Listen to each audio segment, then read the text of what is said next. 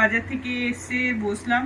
বাজার মানে এই একটু স্টার বাজার গেছিলাম, কিছু জিনিস নেওয়ার ছিল, ওগুলো সব নিয়ে এই এলাম। বাইরে থেকে একটু আওয়াজ আসবে, বাইরে বৃষ্টি হচ্ছে আর নিচে বাচ্চাগুলো বৃষ্টিতে ভিজে ভিজে খেলছে। তো কি কি নিয়ে এলাম দেখাই আপনাদেরকে। আর একটা ব্রেড নিয়ে এলাম কালকে ব্রেকফাস্টের জন্যে। আর আমার মাখানা শেষ হয়ে গেছিল, এটা আমি উপোস করলে এই জিনিসটা খাই, তো এটা একটা নিয়ে এসেছি।